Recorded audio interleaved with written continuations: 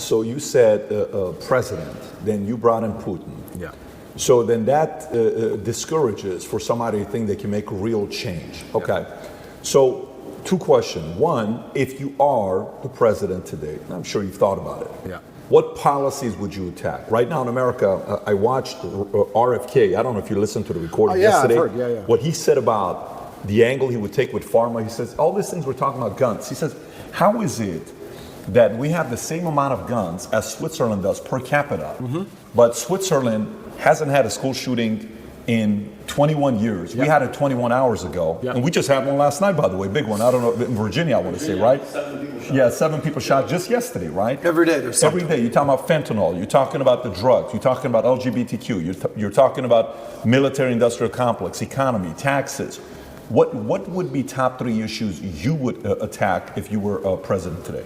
And that's so interesting because before I answer that question, that ties back into what we were saying earlier about men's mental health. They pretend they give a shit about men's mental health. But if you come along and actually advocate and tell men how to be happier, I've been a sad man and a happy man. I am a man.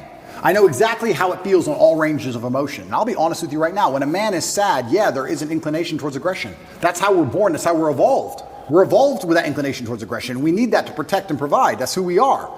We need that bravery. But having a bunch of depressed, sad men who have no emotional control is dangerous for society. I say this all the time. They try and pretend that I'm somehow dangerous for society by telling men to stand up for themselves and be masculine. Absolutely not, really not. When you tell a man to have no emotional control and be more feminine, that's a school shooter. A school shooter is not a man with masculine accountability. He's a man who's told, act how you feel all the time. Then he gets picked on for long enough. Throw on some drugs on top his psychiatrist gave him, throw in a lack of a girlfriend, and he's had enough. That's where school shooting comes from. School shooting does not come from men being masculine. It comes from the absolute opposite of these things. And they know this. They know this very, very well. To fix society, we have to fix it at the most base level, the root level. I think America and most countries need more transparency and understanding of how things work.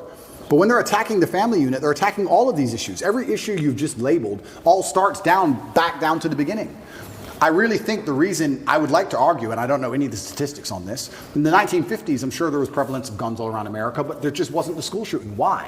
What was different? What was different in the years before that there is now? I think it's just because children obeyed their parents, and their parents were a family, and there was a degree of responsibility that was instilled inside of people, and there's a degree of accountability.